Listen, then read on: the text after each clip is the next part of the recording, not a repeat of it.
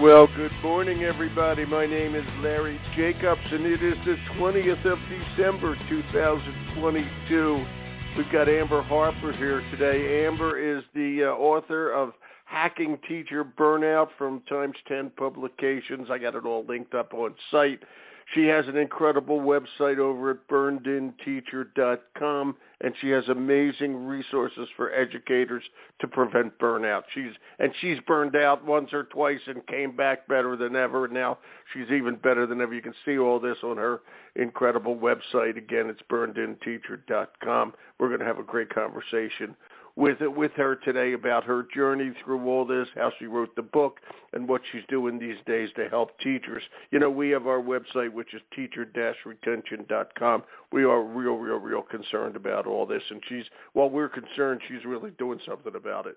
Okay, so it's going to be a great conversation with her, and a big thank you to my friend Mark Barnes, who's the president of Times 10 Publications, who introduced me to Amber, which is just great, and I have everything linked up on site. We're going to archive the show over at ace-ed.org. That's ace-ed.org. That's the home website of our American Consortium for Equity in Education, and we have teacherretention.com. We have SELtoday.org. All of our podcasts are there, and our keystone product is our magazine, the online journal Equity and Access.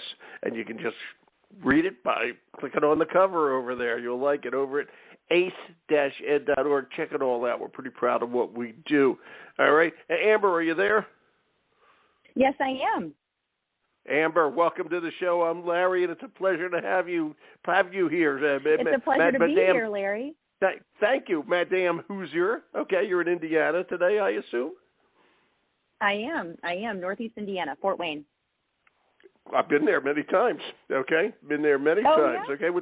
Sure. And the funniest thing, when I was a kid, okay, I'll just tell you this stupid story, just nothing to do with anything. I was playing around on an AM radio, and Fort Wayne is one of the big Clear Channel stations, and I used to listen to hockey games. Before there were Philadelphia Flyers where I lived, they would come in crystal clear. I can't even remember the name of the team, okay? But the Fort Wayne hockey stuff would come. It's amazing, okay? Fort Wayne, there you go. I've been there a lot of times. Awesome. Yeah, thank you very much. But this was 10,000 years ago. We were still wearing we were still wearing animal furs when at the time I'm talking about. Okay, was I born yet? I don't know. No, you weren't. Believe me, you weren't born yet. Okay, I can guarantee you that.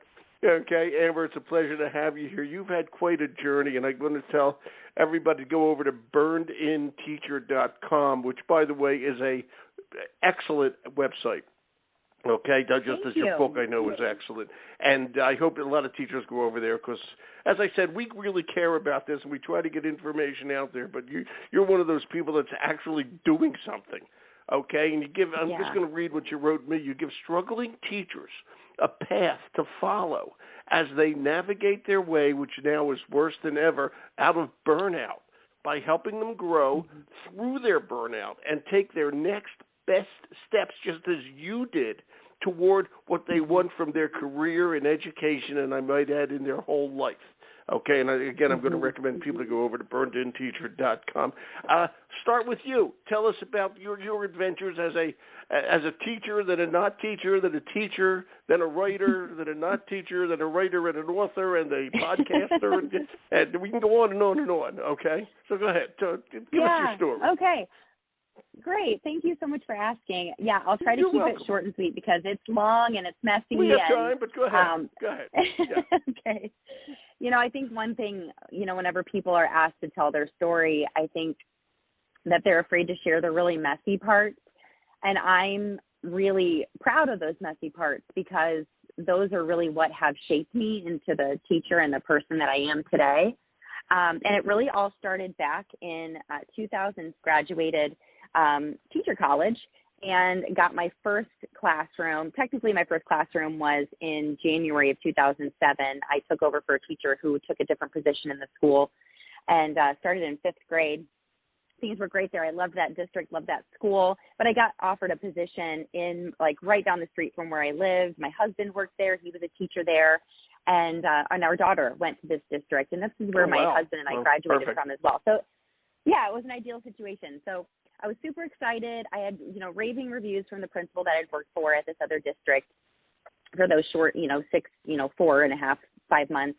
And, got offered this first grade position at this new school. And Larry, those first 2 years of teaching, they burned me out so badly because of the toxic work culture that I worked in. The people that I worked with on my team, they were very negative. There was one leader who you did exactly what you were told to do. She told you what to do. You were expected to listen to her. Everyone was afraid of her. And I don't operate that way. Like, I'm like, let's work together. We're better together. I have these ideas. I'm a brand new, fresh teacher. And, I have all these ideas, all these things I'd like to talk about. Of course, in my whole life, I've always gotten in trouble for asking one question, and that is why? Like, why do we do it this way? Why does it work? Like, I got in trouble a lot, like from my parents, from my teachers. Believe me, I get it. Yeah. Okay. I get it. Yeah. Okay. Yeah. I'll just tell you a quick thing. I have a friend of mine who was the chair of the biology department, my oldest friend at Columbia University. We always used to just talk, and I said to him, we were talking about something, and I said, why does this happen? And he said, never ask me a question about why. That I can't answer. Okay? Yeah. The facts I can give you, but the why I can't. So go ahead. Please, go ahead. Yeah, and I've just always been one of those people that, and not, okay, I have to admit, sometimes in order to challenge authority, I would ask why. But mostly I was just really curious about logistics and why things worked the way they did. And if they weren't working, why we couldn't do something about it. And I think I have to share that part of my story because I think that's really what brought me to Burned In Teacher. Because, those 2 years I really struggled. I was pregnant with our second daughter, my very first year of teaching. So I didn't work 2 full years. Yeah, right next to each other. I had, from spring break on, I was on maternity leave, and then I didn't come back until the second 9 weeks of the following year. So, which was probably good for my mental health because I didn't have to be around these very toxic women, for an entire year, 2 years in a row. But the following year, my third year at this school, I was offered a position as a second grade teacher, and it was just right down the hall. And I realized the power of just moving to a different area. Like, I'm not going to change anybody there. And I moved into this new team, and they were amazing. We became really great friends. It was a really great place for me. I also had my high ability license, so I was able to work with, students, with high ability needs and things like that. So I was really able to use my talents and my skills and really voice my opinion, ask questions, and I wasn't looked at as a threat. I was looked at as a teammate. People could take or leave what I thought or, what I asked with a grain of salt. But so I worked there a couple of years, and then unfortunately the toxic environment wasn't just in this first grade area. It really was within my administration too. It was just a very volatile relationship. I never knew exactly what curveballs are going to be thrown my way. I was then voluntold that I was going to third grade to basically take this position from a different teacher in third grade. So I was made to look like this, classroom stealing, title stealing teacher. And so I was just put into put into some really weird positions. And I wasn't the only one. I'm not making this all about me. It was that type of environment that you really didn't know from day to day, week to week, what version of the administration you were going to get. And so anyway, ups and downs, roller coaster, lots of crying, lots of frustration, lots of venting over wine with my friends. We had a personal tragedy that happened, a couple of years in this district, and I didn't take care of my mental health the way that I should have.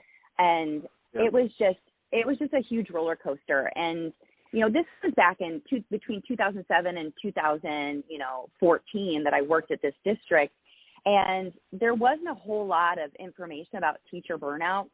Obviously with No Child Left Behind since 2001, things continued to get harder and harder. Data, pressure. Like, all of that was building up. But there wasn't really, I just thought that it was all the administration's fault. I thought that it was all, them. Like, I kept blaming everybody else. And we played equal parts in this, right? Like, I did not have the self-awareness that I do now. I know that I played into this, this stressful, frustrating relationship that I had with them and with some of my teammates at different parts of, those 8 years that I worked there. But I finally, in 2014, and I really am fast-forwarding through a lot of this because it really was a roller coaster. You're doing a great job. You're doing a great job. Go ahead. Thank you. I would be so low. I'd come home crying. I would call my mother-in-law. I'd Yep. call my mom. Yep. Why am I doing this? I'm taking my daughter to this babysitter to go to a job that I hate right now. I love the kids, but I hate, how things are going. And it was just a lot of cognitive dissonance, right? Like, you should be doing this. No, you shouldn't be doing this. And it was back and forth. And finally, it all came to a head in 2014. I talk about this anytime I speak because it humanizes the situation. It's not sexy. It's not funny. It's just really, it is essentially embarrassing, but a huge light bulb moment because it was my rock bottom. We had gotten a puppy in the summer of 2014, a little beautiful bulldog. Bless his heart. I love and bulldogs. so we were, yes. So who doesn't? Everybody loves bulldogs, but go ahead. Who doesn't, right? Yeah. Yes, and bless his heart, he just passed away about a month ago. We just love him so sorry. much. But sorry. no, thank you. But we had a hard time housebreaking him because we got him when he was 4 months old. And anyway, so we got him in July. School started in August. So we were about 3 minutes away from the school that my husband and I both had worked at, and so it was really easy for me just to run home, let him out of his kennel, have him go to the bathroom, and then drive back home. And then I had about an hour and a half left to teach every day. So this was during our afternoon recess. I assume that's the dog and not your husband you're talking about. That's the dog right, you're right. talking This about. is Yeah, our dog. that was a joke, everybody. That was a joke. Okay. Yeah. So my husband had recently, he had gotten his administration license. So he was working in another district, just a little town over. And this is relevant in a minute. You'll see why. So I went home to let Oliver out of his kennel, and he Oliver. had crap Oliver had crapped all over his kennel. He had sat in it, rolled in it. It was just an absolute mess. And I reacted in a very extreme way. I had a complete and total mental and emotional breakdown. I did my best to clean him up, clean myself up, get back to school. And by the time I got back, I was in such a heightened emotional state. And I worked on a huge team of 8 other third grade teachers at this time. And they all knew my husband, Jeff. We were all friends. We hung out together. I was in such a terrible state. They thought he had died. Wow. So, yeah, wow. It was really, you were a mess. I was a mess. Yeah. I was a mess. And what it turns out is it was just that camel that broke. It was exactly. straw the that broke the camel's back. Right? That happens. That's what it's that about. That had nothing. That is, right? That it was just a total and complete meltdown. And imagine their underwhelm when I tell them that Oliver had crapped in his kennel and that I was just this is the result. All over. It's time to get help. I had a friend. Yeah, right? Like, I had a friend, her name is Jane. She was very, very upfront, very in your face, like, no BS. And she looked at me, she goes, "Are you effing kidding me?" And I was like, yes, I know this is ridiculous, but I just can't stop. Like, I just remember saying, I just can't stop crying. I just can't stop. I get it.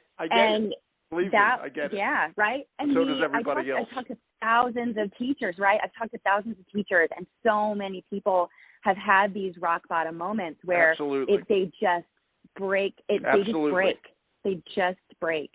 And that was my moment. That was my rock bottom moment that I really realized that I had to change something. And what I've learned over the years is when you're feeling burnout, there are 2 things. One, it's not 2 things that have to change. Number 1 is you. And the other thing that may need to change is your environment. Because if we're being realistic, you can't self-care your way out of a toxic environment. You can't. And, I got to say something, Amber, what you said a few minutes ago. You said that, you didn't like your other job, et cetera, and you were blaming the administration, and that is classic. That's exactly what always happens. Yeah. But you're not looking at yourself, okay? You're not looking at yourself, and all this journey, all these revelations, okay? You were wise enough and smart enough, I know where this is going, to start making changes, okay? And that's an important realization. Go ahead. Please continue. Well, and it actually took me another year and a half to really make the changes that I needed to make in myself, because what I did is this breakdown happened in early October of 2014, and I actually just decided I needed to find a different job. Good for you. I was still in that mindset of it's their fault, and it was partially their leadership. It really was. I agree. I agree with that, but you're still, you're in control, but we tend to pretend they are. Okay, that's what you're learning. You're in control. But go ahead. I was still playing Yep. the victim. Right. Yep. Like Yep. I was still had that victim Yep. mentality. I get It's it. not me, it's them. I've been It's there. not me, it's them. It's not my fault. And quite honestly, Larry, I had played the victim card. I look back, I mean, I've done a lot of soul searching, a lot of reflecting. I did this all the way back through middle school. I had a ton of social issues when I was middle school through high school, and a lot of them was me playing the victim. I had zero self-awareness, zero. So this had to come, this had to come at some point in the story, and it will. So I left in December of 2014, Christmas break. It was my last day. I took on a position as an executive director of an educational nonprofit in our local community. So I thought, this is the best of both worlds. I don't have to leave education because I really do love it. I get to still see teachers. I still get to impact kids. I get to work with literacy, which is my favorite thing to teach. I love teaching reading and writing. And this is just amazing. Well, I started that job in January of 2015, and I was there just long enough to close it. and it wasn't, and this is the 100% truth. It was really not my fault. They should not have hired me. They were in the red. They had lost a 21st Century grant several years before, or it had dwindled down, but they hadn't readjusted their budgets and how, who they had on staff, et cetera. And I'm an elementary school teacher, and I get into this job, and I'm like, this is not okay. This is not, I think we're going to have to close. And basically that's what I did. So then and these are the stories I was telling myself, Larry. I had failed as a teacher. Now I failed very publicly because this was a very well-known community nonprofit. Like, it was a big deal. It impacted thousands of kids and adults over like a 12-year span. They had over $1 million in grants at one point. Like, it was incredible. And here I jump in, and then it looks like Amber comes in, takes over, and just runs it right into the ground. And that was definitely not what happened. Yeah, so that was super. It was already over the precipice. So you just took it the last 4 feet. Yeah. Totally. I mean, it was in the papers. Yeah, it was so embarrassing. So here I am, like, thinking I'd found my way. Like, I found my way out of this toxic situation, ended up putting myself in another toxic situation, and in addition, not working on myself. So I still took this negative self-talk. I still took these heightened emotions. I still took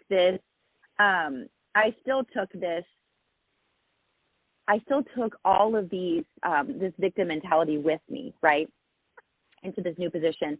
Now what am I going to do? It's June of 2015. What in the heck am I going to do? Well, I am just a teacher, so that's just what I'm going to keep doing. So I was no way going to apply to this other district, that I had worked in for 8 years. So I applied at another district, and I got a job in the summer of 2015 at a new district, the district that I actually work at now. So this is my first story of leaving education because, Larry, it sounds like you've done your research. I've left twice. I've returned twice. I know. I did. Yeah. I did. Yeah, so this is my story of my first time leaving and returning. So I returned to the classroom, different district, first grade, and I was burned out before I started. I mean, I was just, the negativity that I had, just like in my aura was just, and I tried to fake my way through it. I smiled. Of course, I was kind. I was nice. I tried to work hard, work on my relationship with my teammate. Like, it wasn't that I was like this nasty, negative Nancy walking down the hallway. I put on a smiling face. I just really tried to fake it until I made it, right? This was my life. This is what I needed to settle for. And this is what I needed to just get over my crap and just go through the motions. And that's honestly what I did for most of that year. And of course, I didn't have any big emotional breakdowns like I did, in the first district in 2014, but I did cry in my car to and from school. I did. And my daughter was in the back seat because she went to school with me. She couldn't hear me. I wasn't making a big scene, but tears would be streaming down my face on the way there and on the way home. And so finally, and I really hadn't made any great friends at this school. The administrator was, again, I had heard from the community that he was just really great leader and he was going to be amazing to work with. And at first he was, but then like the honeymoon period wore off, and I really started to get to know him and the culture of the school. And it was really not what I had heard or what I had expected. So there I was again in another volatile relationship with my administration. So that was really frustrating. So I'm just trying to get through, when I hear so many teachers, I'm just trying to make it to spring break. I'm just going to make it to summer break. All right, now we're going to make it to Christmas break. Okay, now we're going to, I'm just trying to survive. I was just in that survival mode. And I was invited in spring of 2016 to go to a Google Summit in Franklin, Indiana. And I didn't want to go, but my husband said, maybe you'll meet some other teachers from the district. Exactly. It'll give you a chance to kind of branch out. Go for it. It'll be a weekend away. It's going to be great. So so I go to this conference, and I end up rooming with who became, and I didn't know it at that time, who became the very first teacher to go through my Burned In Teacher small group program a couple of years later. She is still a great friend not to a this coincidence, day. but what a happening. Yeah, that's great. It's like serendipitous, right? So we had never met before. We ended up being roomies. We just clicked. Her name is Janelle. She's just a wonderful person. And so we went to the Google conference, and I'm sitting there, and I'm going to these breakout sessions, and one of I think it was like the second keynote that we did, I was just like absolutely inspired by the way that he presented, and that he had these things called Google certified badges. Like, how do you get those? And we were, this district that I'm in now, that I was in then, they're very big, and they were especially then very big into technology, getting, kids' hands on technology. And I was like, this is it. I want to become a Google certified trainer. I want to do this. And I was super excited. I was just totally, like, my fire was ignited like it's never been at a conference before. And I just knew something had changed. And so on the way back, I had decided there that I wanted to become Google certified. I went to a couple of breakout sessions on what you would need to do. And I was like, I'm doing this. I'm going to do this. And on our way home, I had fallen asleep, and I woke up, and Burned In Teacher. There you go. Is what was in my brain. Burned In Teacher. There you go. And I bought the domain the next morning, burnedinteacher.com, and I was like, I don't know what this is going to be, but I'm going to start telling my story. I'm going to start blogging about, and I'm going to use Google Blogger, right? Like, I'm going to use all Google tools. I'm going to make a Google site. I'm going to do all this stuff on Google, and I'm going to learn Google as I tell my story of being burned out and how I'm being reignited and how I'm becoming a Google certified teacher, level 1, level 2. I want to become a trainer. And then it just all started to evolve from there. I started to blog about, I started reading this book that I had never heard of. And mind you, Larry, I was 32 when this happened. And I had never heard of the book 7 Habits of Highly Effective People. Never. Oh, wow. Well, that's not a new book. No, but that's okay. That's okay.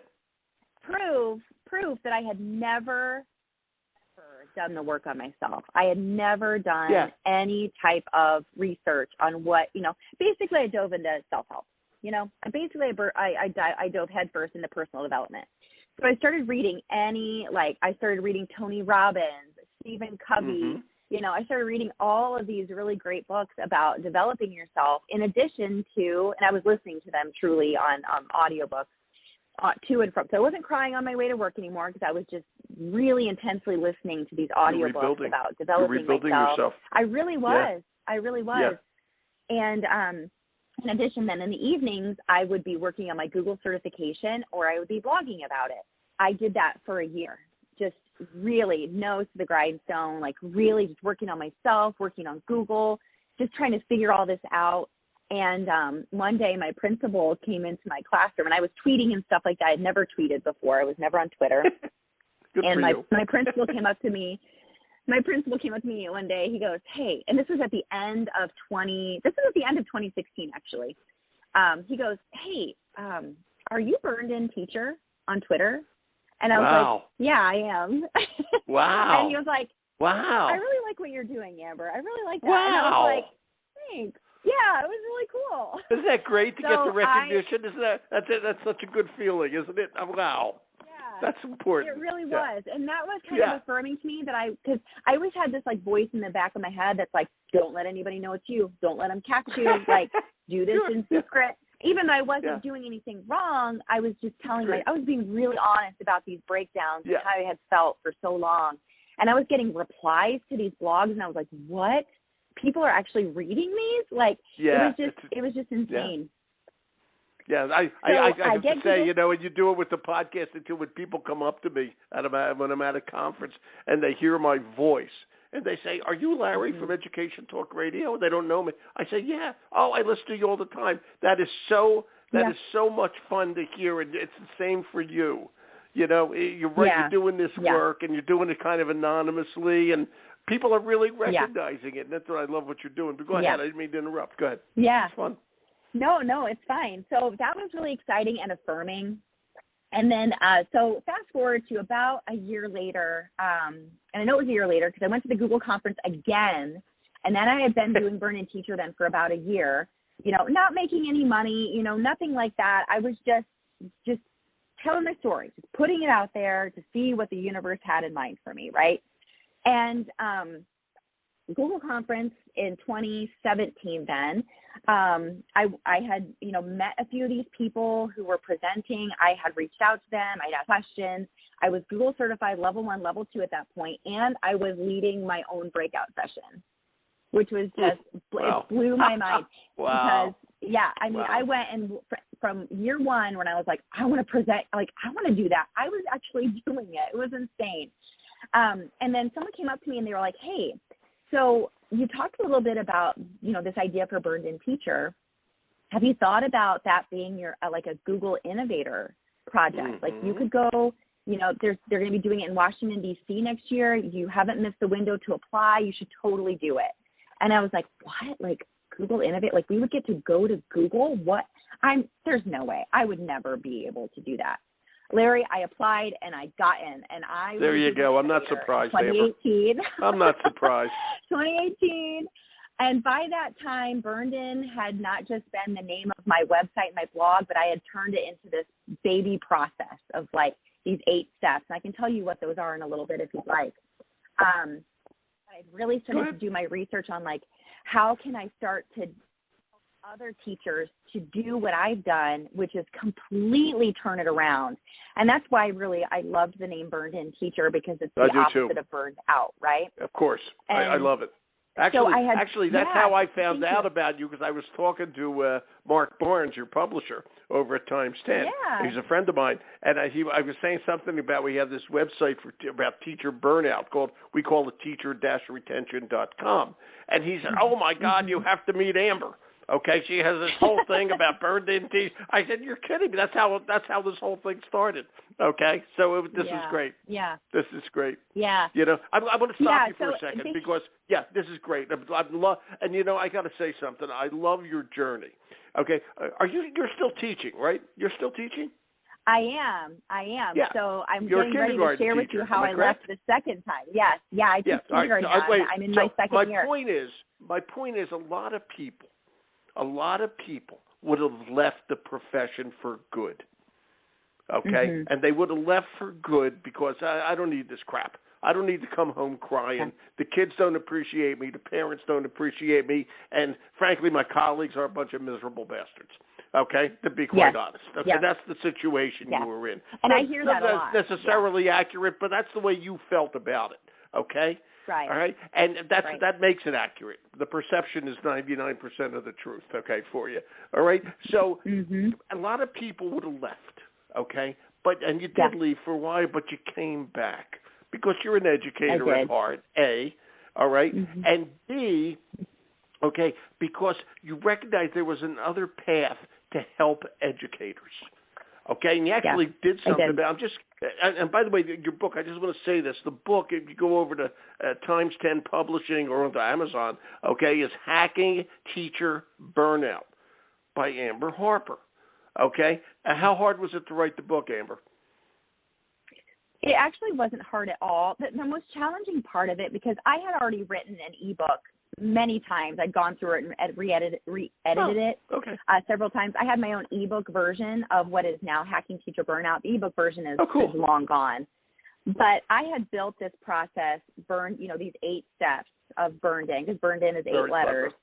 I had built that in 2017. Before I left the second time. I left in 2018. I'm going to kind of fast forward and then reverse, so this makes sense. So we only got about 10 minutes left, so go ahead. I just want to warn you, 10 minutes left, gosh. so go ahead. Yeah, okay. It goes fast, I know, but I'm loving every minute of it, so go ahead, please. So in 2018, I became a Google certified trainer. I had been leading workshops at our local, we call them in Indiana, we call them regions. It's our education service centers. So I had been leading workshops here and there, teaching teachers how to do Google, that kind of thing. And then I was being invited to teach districts and schools in other areas of Indiana and beyond. And I had to say no because I was in the classroom full time. So wow. 2018, I told my husband, I said, instead of saying no to these opportunities, I'm going to say yes. And I'm going to build Burned In Teacher, and I'm going to coach teachers on how to move through and grow through their burnout, just like I did. And I did. I left, and that was in 2018. I started the podcast in 2018 because I actually had the time to dedicate to it.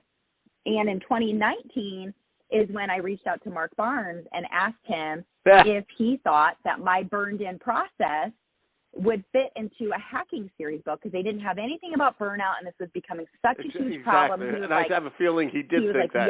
Yes. Yes. And what I did is I sent him a copy of my ebook.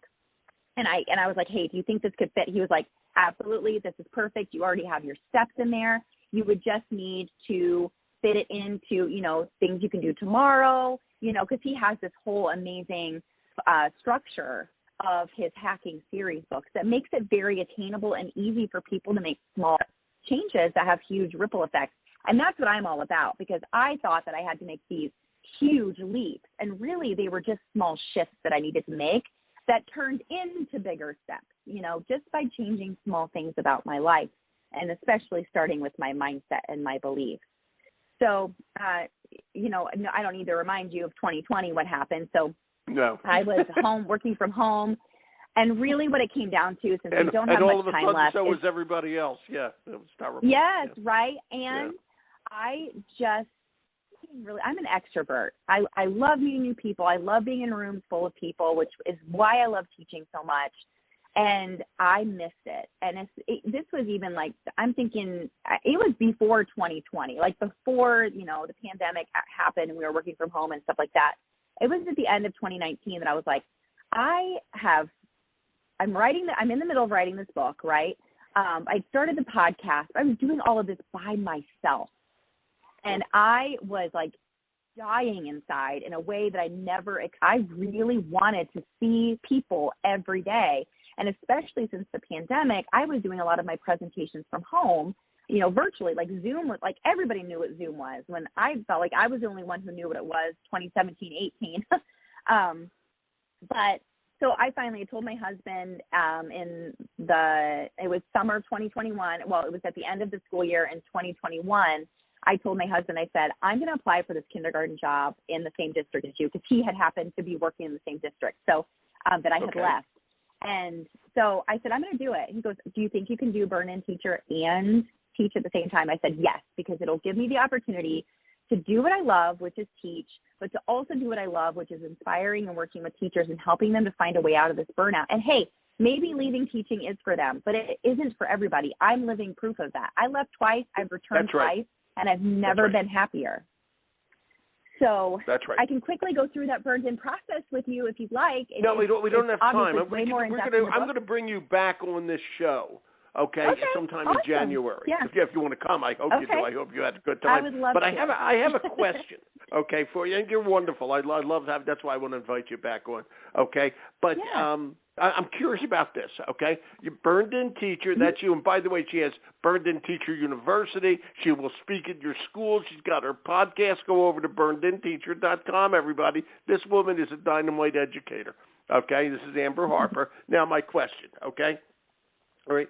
Your husband's a school principal, right? He's an elementary school principal, right? Okay. Yeah. Mm-hmm. He has to work with teachers all the time, okay? Those teachers, a lot of them, and I don't know as teachers, obviously, but just generically speaking, they're burned out. They're hard. Teachers Right. are having a tough time. What has your husband learned from your work? Okay. What? Yeah, because I want to, I know what you do for teachers. What are you doing for administrators? Your husband's the classic example, okay, I'm sure a good guy and an excellent principal, okay? But what has he learned from all this? And that's key. Yeah. So it's interesting. And we got 5 minutes to expose your whole life with your husband there. So go ahead. Yeah. So our conversations in 2022 are very different than our conversations used to 2008. Those were very victimized, very negative, right? Now they are more of like, wow, Jeff, what do you have control over? What do you have control over? Because it's the same conversation that I have with teachers, because teachers, right, they are impacting students, right? So when teachers are complaining and frustrated and feeling burned out, I ask them to focus on what can you control, which That's is, right. Larry, you probably already know the answer, you. You can control you. You can control your emotions. You can control your reactions. So with Jeff, I say the same thing because he's impacting teachers. There's that inward ripple effect, right? So absolutely. If you see a teacher who's struggling, what can you control? How can you show up for them? How can you ask them what they need and how you can help them? Because that's all. And if they turn around and say nothing, leave me alone, you can't do anything about that. Now, if it's affecting the performance and their ability to teach, then obviously there are things that need to happen, right? But it's something that it's just like they're just a toxic, negative person, but they're still showing up for their students. It's not about you. It's not about you. They would be miserable and unhappy under any administrator. So you have to let that go, and you have to do the best that you can and really just keep showing up and really thinking about why it is that you're doing what you're doing, but why also, and because I don't want to go, we could have a whole other podcast about why, right? Well, we're going to. Okay. Yeah, I would love to. I would love to. So what is within your control? Yeah, and I'm going to say it to you again. In your situation that you had, a lot of people would have left. Okay, and another good, terrific educator would have gone. You didn't, and you turned that. And this is the other part of teaching that a lot of people don't understand. Look at what you've built.